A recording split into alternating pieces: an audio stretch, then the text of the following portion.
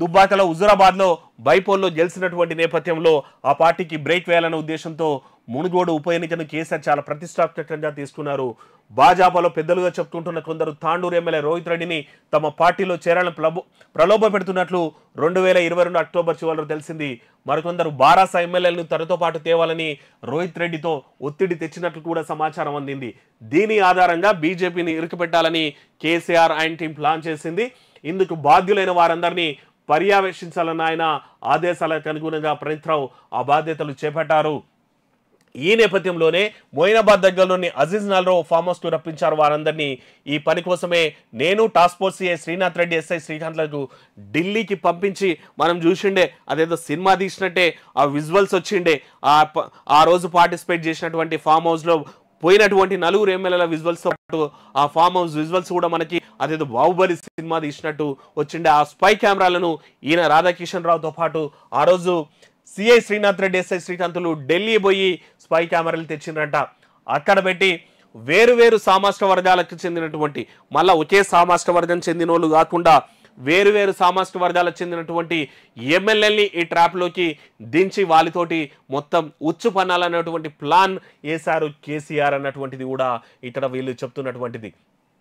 భాజపా జాతీయ నాయకుడు BL Santosh arrest చేసి తద్వారా ఈడీ కేసులో తన కుమార్తెను మొత్తం ఎక్కడికి పోయిందంటే మొత్తం ఈ కథ తిరిగి మళ్ళా ఈడికే వచ్చింది.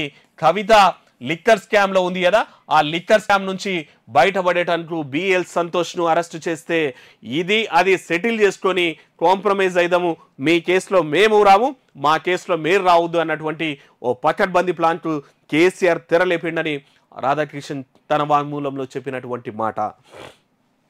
ఇక అయితే కొంతమంది సైబరాబాద్ పోలీసుల అసమర్థత వల్ల కేరళలోని మాతా అమృతానందమయ సంస్థలోని కీలక వ్యక్తి ఒకరు తప్పించుకొని పారిపోయారు. ఎస్పీ రమారాజేశ్వరి, ఎస్ఐబిసిఐ గట్టు రాజమల్లు ఊటిన చార్టెడ్ ఫ్లైట్ కూడా ఇచ్చినట్ట మిత్రులారా. వీళ్ళు ఏదైతే ఆ టీం బీజేపీలోకి ఆహ్వానించినటువంటి బీఆర్ఎస్ ఎమ్మెల్యేలని బీజేపీలోకి రప్పించేందుకు ప్రయత్నించినటువంటి టీంలోని ఒక మెంబర్, ఆ ఫామ్ హౌస్లో సంబంధించిన ఓ మెంబరు కేరళకు పోయిండంట. ఆయనను అంటే వీళ్ళ ట్రాప్లో వాళ్ళందరూ పడాల, కానీ ఆయన చాకచక్యంగా తప్పించుకొని పోతే ఆయనను పట్టుకోవడం కోసం కేరళకు ఆ రోజు ఉన్నటువంటి ఎస్పీ రమారాజేశ్వరితో పాటు సిఐ గట్టు రాజమల్లు కూడా వాళ్ళు స్పెషల్ చార్టెడ్ ఫ్లైట్లో కేరళకు పోయిండ్రంట. కానీ అక్కడ విఫలమైనరు. అక్కడ విఫలం కావడంతో వాళ్ళు ఆ అరెస్ట్ అనేటువంటిది ఫలితం లేకపోయింది అన్నటువంటిది దీనిపైన కేసీఆర్ ఆగ్రహం వ్యక్తం చేసినట్టు కూడా తెలుస్తోంది. సో ఇవన్నీ కూడా క్లియర్గా తను చెప్తున్నటువంటి మాట ఉంది. ఇక మునుగోడు ఉప ఎన్నిక సందర్భంగా కూడా రాజగోపాల్ రెడ్డిని కట్టడి చేయాలనే పకడ్బందీ కూడా ప్లాన్ చేసిండ్రట. ఇక వివేక్ రాజగోపాల్ రెడ్డి పేరున్న చేతిరాక కాగితం ఒకటి సీఓ నుంచి నాకు రావడం అంటే వాళ్ళ డౌట్ అనమాట. వివేక్ ఈటలను రాజగోపాల్ రెడ్డి డబ్బులు పంపిస్తున్నారని ఓ కాగితం మీద ఆ 2 పేర్లు ఉన్నటువంటిది ఈ రాధాకిషన్ రావుకి వచ్చిందంట. ఓ చీటీ అంటే వీళ్ళు టార్గెట్ అని చెప్పడం అనమాట. ఆ టార్గెట్ ప్రకారం వీళ్ళు యాక్షన్ ప్లాన్ దింపేసి మనం చూసిండే దాదాపు 90 లక్షలు కూడా అప్పుడు స్వాధీనం చేసిండే. ఆ తర్వాత 3.5 కోట్లు కూడా స్వాధీనం చేసుకున్నారు. రాజగోపాల్ రెడ్డి సంబంధించినటువంటి అప్పుడు ఆ బైపోల్లో రాజగోపాల్ రెడ్డికి వెళ్లాల్సిన అమౌంట్ కానీ రాజగోపాల్ రెడ్డి అమౌంట్ కానీ ఆ రోజు పకడ్బందీగా పట్టుకున్నారు. కానీ వీళ్ళ అమౌంట్ మాత్రం ఏదైతే బీఆర్ఎస్ అమౌంట్ మాత్రం ఆ పకడ్బందీ అక్కడికి వెళ్ళేది. ఇక నల్గొండ పోలీసుల సహకారంతో ప్రైవేట్ వాహనాల్లో ఆ డబ్బును ఓఆర్ఆర్ మీదుగా మునుగోడుకు తరలించారు. ఇక వీళ్ళ అమౌంట్ మాత్రం మునుగోడుకు బీఆర్ఎస్ పార్టీకి వెళ్లాల్సిన అమౌంట్ మాత్రం ఔటర్ రింగ్ రోడ్ మీద నల్గొండ పోలీసులు సహాయం చేస్తే వీళ్ళ అమౌంట్ మాత్రం సేఫ్ అయిపోయింది. అంటే దీంట్లో అన్ని జిల్లాల పోలీసులు, అన్ని జిల్లాల వ్యవస్థల్ని, ఎందుకంటే అధికారంలో వీళ్ళు ఉన్నారు కాబట్టి వాళ్ళని ఇష్టం ఉన్నట్లు వాడుకున్నారు. ఇక ప్రతిపక్షాల ఆర్థిక మూలాలను దెబ్బకొట్టగలిగితే చట్టబద్ధం అయితేనేమో, చట్ట వ్యతిరేకంగా అయితేనేమో ప్రణీత్రావు మాత్రం ఫోన్లు ట్యాప్ చేయడం ద్వారా అవసరమైన సమాచారాన్ని ఎప్పటికప్పుడు సేకరిస్తుండేటోడు. ప్రత్యేక టూల్స్ ద్వారా ఆయా వ్యక్తుల ఇంటర్నెట్ సమాచారం కూడా సేకరించారు. ఇలాంటి పనులు చేయడంలో పూర్తి పట్టు సాధించాం. ఇందుకు చాలా మంది జిల్లా అధికారులు, ఉన్నతాధికారులు సహకరించేవారు, లేదంటే తమకు ఏమి పట్టనట్టు వివరించేవారు. వీరందరికీ ఎవరైతే సహకరిస్తారో వాళ్ళందరికీ కేసీఆర్ ఆశీస్సులు ఉంటాయని కూడా వీళ్ళు చెప్పేటోళ్ళంట. అట్లా ట్రాప్ లేస్ చేసుకునేటోళ్ళు రెండోది ఏంటంటే డిపార్ట్మెంట్ వాళ్ళు కానీ అధికారులు కానీ ప్రమోషన్స్ మీ ప్రమోషన్స్ ఆపుతామనో మీరు మాకు సపోర్ట్ చేయకపోతే మిమ్మల్ని ఇబ్బంది పెడతామనో ఇంకో చోటికి ట్రాన్స్ఫర్ చేస్తామో అంటే భయపడి సపోర్ట్ చేసేటోళ్ళు ఇంకొద్ది మంది ఈ పంచాయతీలు ఎందుకు ఈ రొచ్చులు ఎందుకు పడాలనుకుంటే ఏం పట్టనట్టు ఉండేటోళ్ళంట మీ పనులు మీరు చేసుకోండి అనేటోళ్ళంట ఇంకా ప్రభుత్వానికి అధికారానికి అడ్డం పోయి ఆఫీసర్లు బట్ట కట్టేటువంటి నేపథ్యాలు ఉండవు కాబట్టి కొన్ని చోట్ల కంపల్సరీ సపోర్ట్ చేసేటోళ్ళు సపోర్ట్ చేయనని వాడినైతే మనసుకు నచ్చనోడు మాత్రం వాళ్ళు దూరంగా ఉండేటోళ్ళు అన్నటువంటిది వార్త ఇక ప్రణీత్ రావు వాంగ్మూలంలో నాటి మంత్రి పేరు ఇదే కేసులో తొలుత అరెస్ట్ అయిన ప్రణీత్ రావు కూడా తన వాంగ్మూలంలో పలు విషయాలు వెల్లడించారు 2023 శాసనసభ ఎన్నికల సందర్భంగా ప్రభాకర్ రావు తన ఇంటికి రమ్మన్నారు ఐన్యూస్ ఎండి శ్రవణ్ రావును కలుస్తుండాలని ఆయన ద్వారా అనేక మంది ఫోన్ నెంబర్లు వస్తాయని ప్రభాకర్ రావు ద్వారా అప్పటి మంత్రి హరీష్ రావు చెప్పారంట చూడండి వీళ్ళ నెట్వర్క్ ఎట్లా ఉందో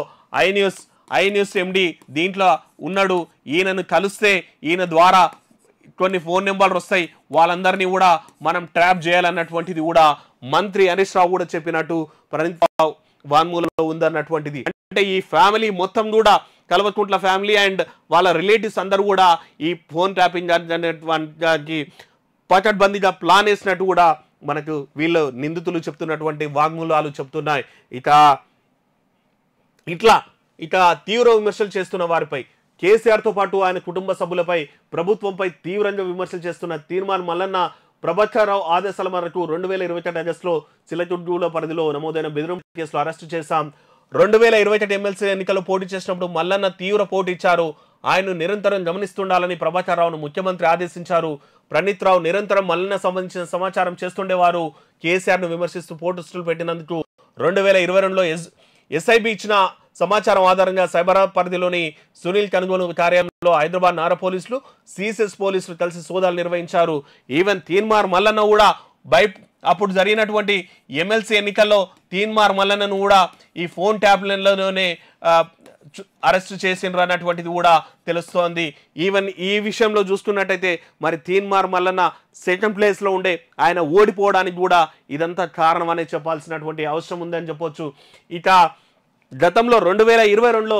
ఓ సైబర్ క్రైమ్ కేసులో కాంగ్రెస్ పార్టీ సంబంధించినటువంటి స్ట్రాటజీ చూస్తున్న సునీల్ కనుగోలు ఆఫీస్లో కూడా రైడ్స్ చేసి అక్కడి నుంచి కీలక ఇన్ఫర్మేషన్ తీసుకొని కాంగ్రెస్ నాయకులకు సంబంధించినటువంటి కీలక డాటాను కూడా సేకరించినట్టు ఇట్లా తెలుస్తోంది ఇక ఇవన్నీ చూసుకుంటే ఇవే కాకుండా ఈవెన్ ఫోన్ ట్యాపింగ్లే కాకుండా ఈవెన్ వాళ్ళు ఇంటర్నెట్లో ఎందుకంటే అప్పటికే చాలామంది పొలిటీషియన్స్కి డౌట్ వచ్చింది అనుమానం వచ్చింది ఏదో జరుగుతుంది మా ఫోన్లు ట్యాప్ అవుతున్నాయి మా పైసలు పట్టుబడుతున్నాయి అని వాళ్ళకి డౌట్ వస్తే ఆ డౌట్ మీద వాళ్ళు ఆ క్లారిఫికేషన్ ఎవరిని తీసుకోవాలో తెలియదు కాబట్టి వాళ్ళు వాట్సాప్ కాళ్ళు ఇంటర్నెట్ త్రూ ఫోన్లు చేస్తే వాటిని కూడా ట్రాప్ చేసినట్ట అంటే మొత్తం వ్యవస్థల్ని అన్నిటిని వాళ్ళకి ఏ స్థాయిలో కంట్రోల్ చేయొచ్చో ఆ స్థాయిలో అంటే నేను అనుకుంటా కేసీఆర్ ఆయన ఆలోచన చేసింటాడు దాదాపు ఇంకా జీవితాంతం నేనే తెలంగాణ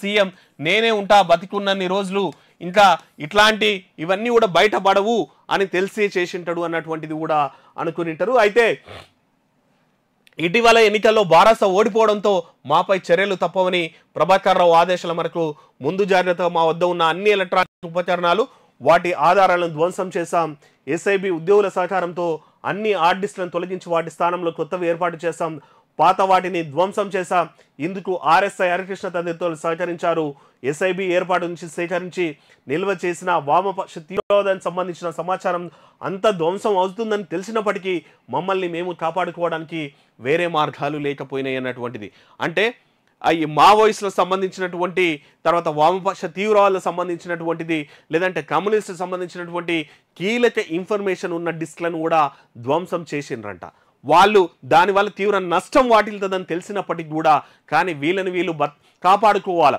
ఎందుకంటే ప్రభుత్వం మారింది ఇవన్నీ ప్రభుత్వానికి తెలిసిందంటే వీళ్ళ పొజిషన్లకు ఇబ్బంది వస్తుంది లేకపోతే వీళ్ళ లైఫ్లకు కూడా ఇబ్బంది వస్తుంది సాఫీగా సాగు కటకటాల్లోకి పోతారు బేడీలేస్తారన్నటువంటి భయంతో ఆ ఆర్టిస్టులని కూడా ధ్వంసం చేసినట్టు కూడా దానికి సంబంధించి పలువురు ఆఫీసర్లు కూడా సహకరించారు అన్నటువంటిది అంటే వీళ్ళు ఏం బయటపడతామని భద్రతకు సంబంధించిన విషయాలను కూడా వాళ్ళు ధ్వంసం చేసిండ్రని వాళ్ళు వాంగ్మూలంలో ఒప్పుకున్నటువంటి మాట ఇట్లా ఇట్లా మొత్తం ఈ ఫోన్ ట్యాపింగ్ అనేటువంటిది ఓ పెద్ద కుట్ర అన్నటువంటిది నిందితులు మరి కేసీఆర్ పేరు చెప్పిండ్రు, హరీష్ రావు పేరు చెప్పిండ్రు.